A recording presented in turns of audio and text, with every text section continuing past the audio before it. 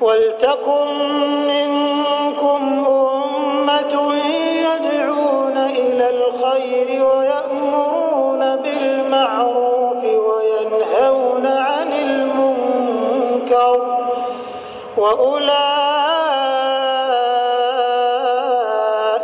هُمُ الْمُفْلِحُونَ. Assalamualaikum warahmatullahi wabarakatuh. Innal hamdalillah nahmaduhu wa nasta'inuhu wa nastaghfiruh wa na'udzu billahi min shururi anfusina wa min sayyiati a'malina. Man yahdihillahu fala mudilla lahu wa man yudlil fala hadiya lahu. Ashhadu an la ilaha illallah wahdahu la syarika lahu وأشهد أن محمدا عبده ورسوله لا نبي بعده.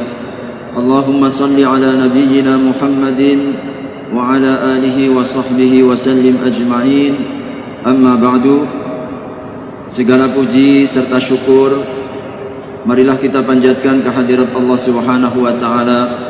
Salam dan salawat kita haturkan bersama kepada Nabi Allah Muhammad sallallahu alaihi wasallam, keluarga, para sahabat, serta seluruh umatnya hingga akhir zaman.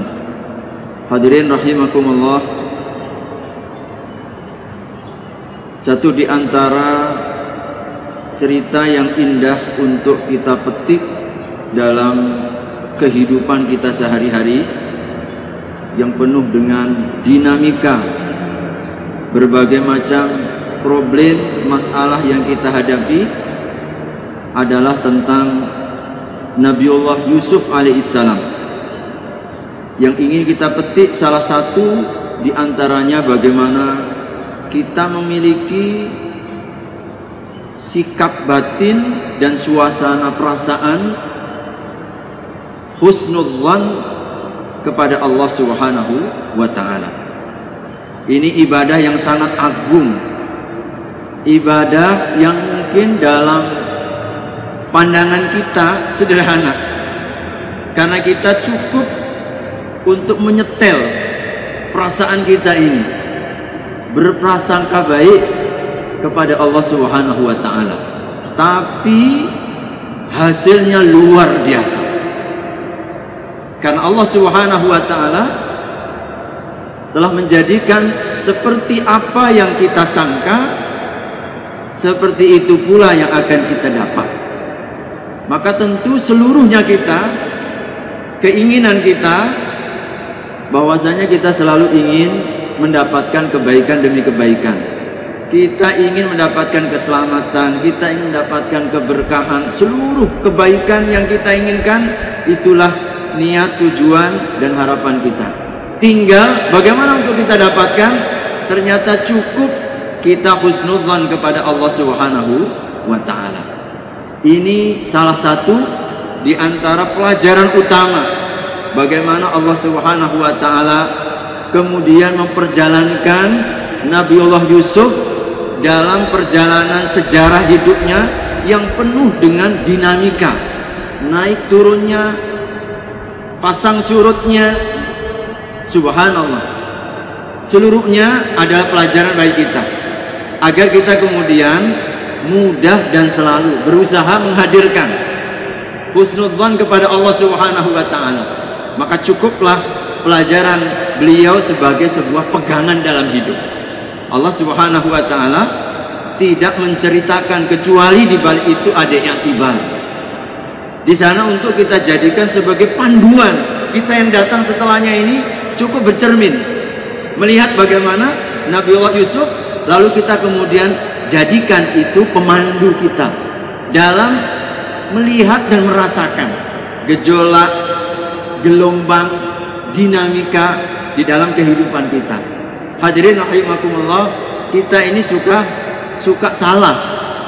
Sesuatu yang dalam pandangan kita baik, ternyata di balik kebaikan itu buruk. Sebaliknya juga sama. Sesuatu yang kita pandang itu adalah kebaikan, kenyamanan, kenikmatan, tapi sesungguhnya adalah keburukan bagi kita. Karenanya dalam menghadapi dinamika hidup ini, kita tidak cukup hanya melihat dengan mata kepala kita. Maka kalau kemudian kita hanya memberdayakan panca indera mata ini, kita seringkali tertipu, kita seringkali terpedaya. Betapa Nabiullah Yusuf disayang oleh ayah andanya, disayang dekat dengan orang tua ini, satu keindahan, satu kenyamanan. Tapi ternyata apa ujungnya? Ujungnya masuk sumur. Karena diiri oleh saudara-saudaranya, jengkel, marah, benci, akhirnya kemudian bersepakat mereka memasukkan ke dalam sumur. Mungkin kita sangka habis riwayat Nabi Yusuf ketika masuk di dalam sumur. Ini keburukan, tapi siapa sangka di balik gelapnya sumur ternyata Allah Subhanahu wa taala hendak kirimkan dia menjadi keluarga raja, dijadikan anak angkat. Masya Allah. Mungkin kita dapatkan pada saat jadi anak angkat, ini kenyamanan, ini kesuksesan, ini keberhasilan, jadi keluarga raja. Tapi siapa sangka ternyata di balik yang kita pandang itu sebagai kenyamanan, masuk penjara, kena fitnah, kena gangguan. Masya Allah, bertahun-tahun mendekam di dalam penjara. Mungkin sebagian kita habis riwayat kita ketika kita melihat suasananya, keadaan kita masuk penjara. Siapa sangka kembali di balik jeruji penjara itu Allah Subhanahu wa taala menghantarkan episode yang lain dalam kehidupan hingga beliau mencapai puncaknya, beliau menjadi raja. Subhanallah. Itulah kehidupan ini. Kita tidak boleh kemudian melihat dengan apa yang kita baca. Maka hadirin rahimakumullah, kuncinya mengapa Nabiullah Yusuf tetap istiqomah dalam gelombang yang begitu dahsyatnya, kadang berada di puncak, kadang kemudian terjerumus betul-betul di dasar keburukan atau kehinaan, tapi ternyata Allah antarkan kembali, Allah uji kembali. Begitulah kehidupan ini. Allah Subhanahu wa taala jadikan hidup ini tidak lebih adalah ujian-ujian untuk menempa kita, tetapi yang menjadi rahasianya, yang harus selalu kita camkan, belajar dari Nabiullah Yusuf, husnudzonlah selalu kepada Allah Subhanahu wa taala. Sama seperti keadaan Siti Maryam ketika beliau mendapatkan ujian yang amat sangat sulit dan berat. Beliau mengandung tanpa seorang suami, ada bayi nggak ada ayahnya, keluarganya orang baik-baik, Ali Imran. Beliau adalah keponakan dari Nabi Zakaria. Subhanallah.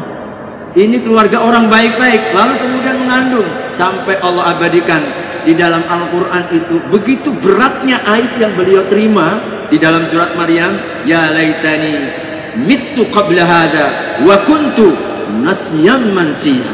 Andai katalah aku mati aja ini sebelum peristiwa ini, rasanya tidak mampu untuk menanggung aib ini, dan aku menjadi orang yang apa? Nasyam mansiya, gak pernah dikenal. Itu saking berat bebannya, Bapak Ibu sekalian. Tapi siapa sangka Siti Maryam nggak tahu kalau yang dikandung adalah seorang nabi, yang dikandung adalah seorang rasul. Maka jangan kita pernah suudzon kepada Allah Subhanahu wa taala. Asal kita pasrahkan, Allah akan berikan jaminan kepada kita. Atau seperti seorang ibunda Nabiullah Musa alaihissalam ketika mencekam begitu menakutkan, semua bayi laki-laki wajib disembelih karena ketakutan dari Raja Fir'aun, dia akan hancur kerajaannya oleh seorang bayi laki-laki yang lahir pada zamannya. Masya Allah, begitu takutnya, maka Allah ilhamkan kepada ibundanya, fa idza khifti alaihi, wahai ibunda Musa, kalau engkau masih takut, Masya Allah, sembunyikan, bawa lari, jangan bawa keluar. Nah, logika kita berbeda. Allah mengajarkan kepada kita sesuatu yang kadang-kadang itu ujian, gak masuk akal. Kalau engkau takut, lemparkan ke sungai Nil. Fa idza khifti alaihi fa alqihi bil yammi wa la takhafi wa la tahzani inna radduhu ilaiki wa ja'iluhu minal mursalin. Kalau engkau takut, kalau engkau khawatir akan keselamatan anak bayimu ini, lemparkan saja. Logika mana yang bisa menerima, Pak? Tidak ada yang bisa menerima. Apa ini? kita minta aman, malah dimintakan oleh Allah, diperintahkan lemparkan ke sungai Nil. Kau jangan khawatir, kau jangan takut, aku yang nanti akan mengembalikannya kepadamu. Allah yang membolak-balikkan keadaan. Inilah kadang-kadang ujian, hadirin rahimakumullah. Pasrahkan semuanya kepada Allah, husnudzonlah kepada Allah Subhanahu wa ta'ala, jangan buruk sangka. Makanya orang-orang kafir itu disiksa oleh Allah Subhanahu wa ta'ala, bahkan diancam, dimurkai, dilaknat akibat apa? Dhannuna billahi dhannasaw, dalam surat Al-Fatah. Mereka itu berprasangka buruk kepada Allah Subhanahu wa ta'ala. Allah nggak akan tolong, Allah nggak akan selamatkan, Allah Subhanahu wa ta'ala nggak akan bela.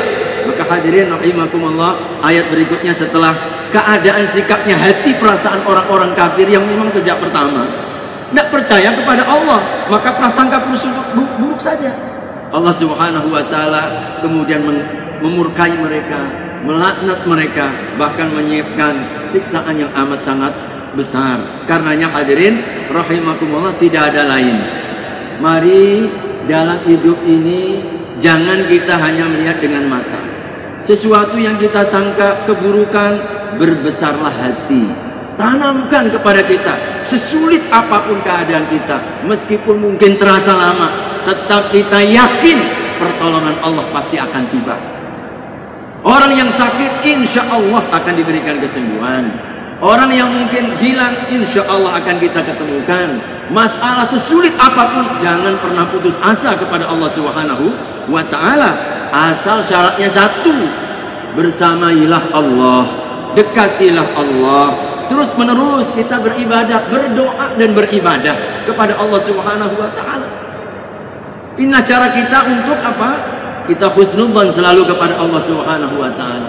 Kita ditanamkan dalam Al-Quran, tidak mungkin satu kesulitan kalah dengan dua kemudahan. Ini kesimpulan para ulama ahli tafsir untuk membesarkan hati agar kita ini selalu husnudzon kepada Allah Subhanahu wa ta'ala. Mungkinkah satu kesulitan akan kalah dengan dua kebaikan? Sebab itu jaminan Allah Subhanahu wa ta'ala, inna ma'al usri yusra, inna ma'al usri yusra. Rasul sendiri yang mengatakan la yaghlibal usru yusrain, tidak akan mungkin dikalahkan satu kesulitan oleh dua kebaikan. Sebab apa? Allah jaminkan bahwasanya inna ma'al usri yusra. Satu al-usr pakai alif lam menunjukkan bahwasanya kesulitan yang datang menghadapi kita itu hanya satu bentuknya. Tetapi ketika Allah menunjukkan kemudahan tanpa al, inna ma'al usri yusra, nggak pakai al, inna ma'al usri yusra. Para ulama mereka mengatakan ketika menunjukkan al-usr pakai alif lam, menunjukkan sesuatu yang khusus, spesifik, tidak berubah. Kesulitan yang kita hadapi itu satu aja hakikatnya. Tetapi fasilitas, kemudahan, jaminan Allah Subhanahu wa ta'ala agar kita dientaskan dari kesulitan itu dua kali lipatnya. Makanya ini yang kemudian membangun harapan. Hadirin rahimakumullah, kadang kita ini paranoid, merasa tenang saat naik pesawat terbang, padahal kita ini tahu, nggak kenal itu siapa pilotnya, tapi kita nyenyak tidurnya. Betul ya hadirin? Kita laku menikmati perjalanan padahal nggak kenal sama sekali. Inilah kadang-kadang menjadi evaluasi. Ini alam semesta yang Allah Subhanahu wa ta'ala Rabbil Alamin, kita mengenal Allah begitu sayangnya kepada kita. Allah begitu kasihnya, melebihi kasih sayang seorang ibu daripada anaknya. Allah sangat mencintai kita, Allah sangat-sangat mengasihi kita. Maka apakah kemudian kita masih bimbang? Banyak orang yang ragu, seakan nggak punya pegangan, harus cari Tuhan yang lain, mencari kekuatan yang lain, masih minta-minta kepada yang lain.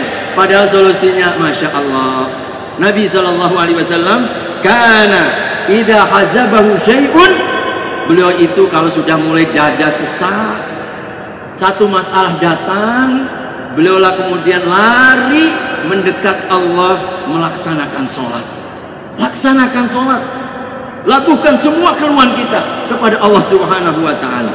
Karena sesungguhnya hadirin rahimakumullah, ketika kita diuji, bukan Allah ingin membuat kita menjadi menderita.